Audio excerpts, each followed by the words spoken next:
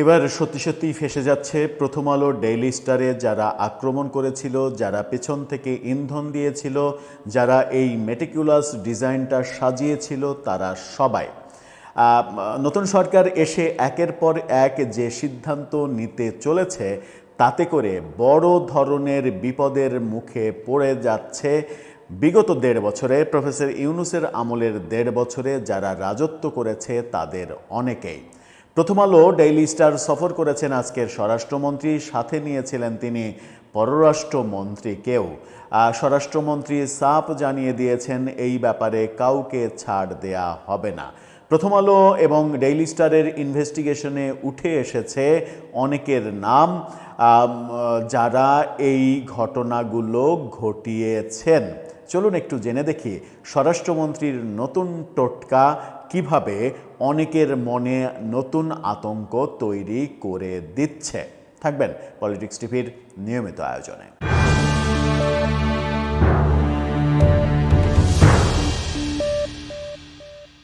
দর্শক, বলছিলাম প্রথম আলো ডেইলি স্টারে হামলার অবশেষে বিচার হচ্ছে এবং ফেঁসে যাচ্ছে এর পেছনে মেটিকুলাস ডিজাইনে অংশগ্রহণ করা অনেকেই। প্রথম আলো ডেইলি স্টারের বিশেষ করে ডেইলি স্টার আরেকটি প্রতিষ্ঠানের সঙ্গে যৌথভাবে একটি একটি গবেষণা করেছে। সেই গবেষণায় তারা দেখতে পেয়েছে যে অন্তত ৩২০০-র বেশি ফেসবুক পোস্ট প্রথম আলো ডেইলি স্টারে হামলা নিশ্চিত করা, হামলার আগে থেকে হামলা শেষ পর্যন্ত এই ঘটনা নিয়ন্ত্রণ করেছে, ঘটনাকে প্রভাবিত করেছে এবং বেশ কয়েকটা পোস্ট এবং বেশ কয়েকটা কন্টেন্ট আরও কিছুদিন আগে থেকে এই ঘটনার ধারাবাহিকতা তৈরি করছিল। ইনভেস্টিগেশনে উঠে এসেছে সেই ভয়ঙ্কর চিত্র এবং সেই ভয়ঙ্কর চিত্র উঠে আসার পরে আমরা দেখেছি যে প্রথম আলো ডেইলি স্টারে যখন আক্রমণ হয় তখন সরকারের প্রধান এবং সরকারের উপদেষ্টারা, স্বরাষ্ট্র উপদেষ্টা, আইন উপদেষ্টা, প্রথম আলোর মাধ্যমে তারকা হওয়া সংস্কৃতি উপদেষ্টা, প্রথম আলোতে কলাম লেখা অনেক উপদেষ্টা, ডেইলি স্টারে চাকরি করা প্রেস উইংয়ের একাধিক সাংবাদিক, কেউই প্রথম আলো ডেইলি স্টারকে রক্ষা করার জন্য কোনো কার্যকর ভূমিকা পালন করেননি। রহস্যজনকভাবে সবাই চুপ ছিলেন এবং এই চুপ থাকার পেছনের কারণ অনুসন্ধান করতে পারলে বোঝা যাবে যে সরকার নিজে থেকেই প্রথম আলো ডেইলি স্টার ভাঙিয়েছে কিনা। এখন নতুন সরকার এসেছে, নতুন সরকারের স্বরাষ্ট্রমন্ত্রী সালাউদ্দিন আহমেদ পররাষ্ট্রমন্ত্রীকে সাথে নিয়ে ডেইলি স্টার প্রথম আলো সফর করেছেন আজকে এবং সেই সফর শেষে বলেছেন বিচার হবে, তদন্ত করে বের করা হবে এর পেছনে কারা রয়েছে, কেউই ছাড় পাবে না। চ্যানেল 24-এর এই শিরোনামটা দেখলেই বুঝতে পারবেন। স্বরাষ্ট্র উপদেষ্টা আছেন, তার দুই পাশে মতিউর রহমান এবং স্বরাষ্ট্রমন্ত্রী। সাম্প্রদায়িক শক্তি প্রগতির দড়ি টেনে ধরতে চায়, স্বরাষ্ট্রমন্ত্রী বলেছেন। অর্থাৎ তিনি একেবারে এই ঘটনার সঙ্গে সাম্প্রদায়িক শক্তিকে জড়িত থাকার কথা বলেছেন। সাম্প্রদায়িক গোষ্ঠী যে এই কাজ করেছে এটা একেবারে দিনের আলোর মতো পরিষ্কার। এমনকি ওই রাতে ওসমান হাদির গেঞ্জি টি শার্ট পরা এবং বহু টি শার্ট, ওসমান হাদির বহু টি শার্ট, ছবি সম্বলিত টি শার্ট পরা ব্যক্তিরা হামলা চালাতে আমরা দেখেছি। তার মানে এটা একটা সম্মিলিত ওয়ার্ক, এটা একটা গ্রুপ ওয়ার্ক।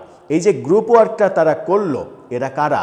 পরিচয় বের করতে কি খুব বেশি সময় লাগে? কিংবা এমন কি মনে হয় আপনাদের যে এতদিনেও ডেইলি স্টার প্রথম আলো সেই পরিচয়গুলো বের করতে পারেনি? কিংবা সরকার ইচ্ছা করলে সেই পরিচয়গুলো একদিনেই শনাক্ত করে তাদের বিরুদ্ধে ব্যবস্থা নিতে পারে না?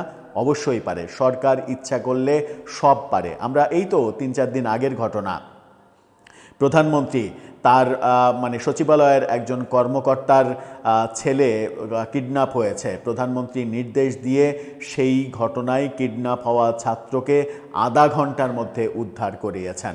তার মানে পুলিশ চাইলে সব পারে। এবার পুলিশ সত্যি সত্যি চাইছে তেমনটাই মনে হচ্ছে। ইন্টারেস্টিংলি পাশে থাকা পররাষ্ট্র মন্ত্রীকে সালাউদ্দিন আহমেদ কিছু বলতে বলেন এবং তখন তিনি এমনটাও বলেন যে আপনি কিছু বলুন, কারণ যে সময়ে এই ঘটনাটা ঘটেছে তখন আপনি সরকারে ছিলেন, এর দায়বদ্ধতা আপনার উপরেও পড়ে। পররাষ্ট্র মন্ত্রী তিনি স্পষ্ট করে বলেছেন যে দায় এড়ানোর কোনো সুযোগ নেই, যারা দোষী তাদের বিচারের কাঠগড়ায় দাঁড় করাতে হবে। আরও একটু যদি পরিষ্কার বলি তাহলে কি কথা হলো সেগুলো একটু জেনে নিই। সাম্প্রদায়িক শক্তি দেশের যাত্রাকে বাধাগ্রস্ত করতে প্রগতির দড়ি টেনে ধরতে চাই বলে মন্তব্য করেছেন সালাউদ্দিন আহমেদ। তিনি বলেন এসব অপচেষ্টা রুখে দিতে সরকার বদ্ধপরিকর। প্রথম আলো এবং ডেইলি স্টার সফরে এই কথা বলেছেন তিনি। স্বরাষ্ট্রমন্ত্রী বলেন আমি তদন্তের দায়িত্ব নিতে পারি, তবে বিচারের দায়িত্ব বিচার বিভাগের। আপনার তদন্ত করে মূল চার্জশিট দিতে পারলেই তো হলো, তারপরে বিচার বিভাগ কি সরকারের বাইরে যাবে? সরকার যেটা করতে চাইবে সেটার বাইরে কি বিচার বিভাগ যাবে? কিংবা বিচার বিভাগ কি মানে যেটা ন্যায় বিচার তার পরিপন্থী কোনো রায় দেবে যদি সরকার বিচার বিভাগকে প্রভাবিত না করে? সেটা কখনোই দিতে পারে না। সুষ্ঠু তদন্ত নিশ্চিত করে আগামী 2 মাসের মধ্যে চার্জশিট দাখিলের নির্দেশনা দেওয়া হয়েছে। 2 মাসের মধ্যে চার্জশিট দেওয়া হবে, এটাও অবশ্য অনেক বেশি সময় নেওয়া হয়েছে। এত সময় নেওয়ার কোনো যুক্তি নেই। এই ঘটনা সবার সামনে প্রকাশ্যে ঘটেছে এবং সমস্ত ঘটনার লাইভ ফুটেজ, সিসিটিভি ফুটেজ সব কিছু রয়েছে। কারা এর সঙ্গে জড়িত, কারা ফেসবুকে স্ট্যাটাস দিয়ে এগুলো করিয়েছে, কারা বিভিন্ন বার্তা দিয়ে রাজশাহী বিশ্ববিদ্যালয়, জাহাঙ্গীরনগর বিশ্ববিদ্যালয়, ঢাকা বিশ্ববিদ্যালয় থেকে এই কাজগুলো করেছে, কারা ফেসবুকে সরাসরি লিখেছে যে প্রথম আলো ডান, এবার ডেইলি স্টারে যান, এই ঘটনাগুলো ধারা বর্ণনা দিয়ে ফেসবুক লাইভে এই কাজগুলো কারা করেছে এগুলো সবাই জানে, জাতি জানে এবং সরকারও জানে, পুলিশও জানে। সুতরাং 2 মাস সময় একটু বেশি সময় নিয়ে হয়ে গেল মনে হচ্ছে। তিনি বলেন প্রথম আলোর সাম্প্রতিক ঘটনার মধ্য দিয়ে সারা বিশ্বের কাছে বাংলাদেশ লজ্জিত হয়েছে। এই ঘটনা দৃষ্টান্তমূলক বিচারের মাধ্যমে আমরা স্পষ্ট বার্তা দিতে চাই, সমাজের অগ্রযাত্রাকে কেউ থামাতে পারবে না। সালাউদ্দিন আহমেদ বলেন গণমাধ্যমের পূর্ণাঙ্গ স্বাধীনতা আমাদের ইস্তেহারের অংশ। আমরা গণমাধ্যমের পূর্ণাঙ্গ স্বাধীনতা নিশ্চিত করব, বিচার বিভাগের স্বাধীনতাও নিশ্চিত করা হবে। গণমাধ্যমের স্বাধীনতা এটা সব সরকারই মানে ঢালাওভাবে বলে যে গণমাধ্যমের স্বাধীনতা দেব। কোনো সরকারকেও এখন পর্যন্ত গণমাধ্যমের স্বাধীনতা দিতে দেখিনি। সব থেকে বেশি হতাশ করেছে প্রফেসর ইউনূস সরকার। বাংলাদেশের 55 বছরের ইতিহাসে সব থেকে বেশি গণমাধ্যম আতঙ্কের মধ্যে থেকেছে প্রফেসর ইউনূস সরকারের আমলে, যে আমলে উপদেষ্টাকে প্রশ্ন করার জন্য সাংবাদিকের চাকরি চলে গেছে, যে আমলে সব থেকে বেশি মব হয়েছে গণমাধ্যমের উপরে এবং প্রায় সবগুলো, মাত্র 2-4টা গণমাধ্যম বাদ দিয়ে সবগুলো গণমাধ্যম দখল হয়েছে। এই যে ব্যাপারগুলো, এই ব্যাপারগুলো থেকে যদি বিএনপি বেরিয়ে আসতে পারে সেটা একটা ভালো দৃষ্টান্ত হবে।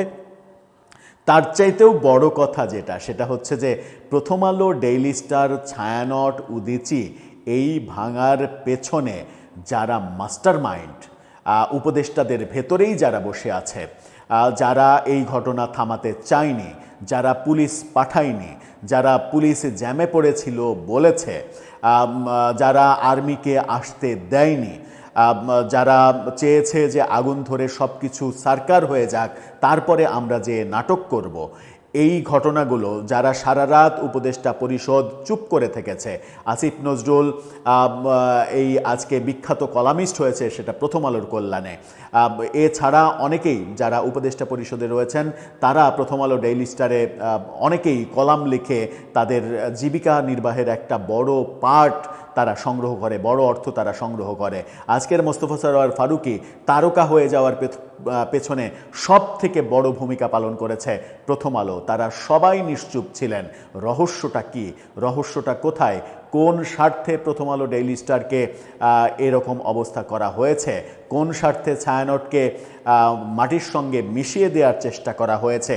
এই কালচারাল ফ্যাসিস্ট বলে ভিন্ন কালচার, পাকিস্তান পন্থার কালচার কিংবা তথাকথিত ইসলামী কালচার প্রতিষ্ঠার পেছনে কারা সরকারে বসে থেকে পৃষ্ঠপোষকতা দিয়েছে, কোন কোন উপদেষ্টা এই কালচারাল একটা চেঞ্জ, মুক্তিযুদ্ধের কালচার চেঞ্জ করতে চেয়েছেন, একেবারে ধুলির সাথে মিশিয়ে দিতে চেয়েছেন মুক্তিযুদ্ধের যে কালচার, সেই কালচারকে, তাদেরকে বের করতে হবে, নতুবা এর মূল জায়গায় শেকড়ে যাওয়া অনেক বেশি অসম্ভব হয়ে যাবে। দর্শক, আপনার কি মনে হয় প্রথম আলো ডেইলি স্টার এই ঘটনার সঙ্গে যারা জড়িত সত্যিই কি তাদের বিচার করতে পারবে সরকার? আপনার মতামত জানিয়ে লিখতে পারেন আমাদের কমেন্ট বক্সে।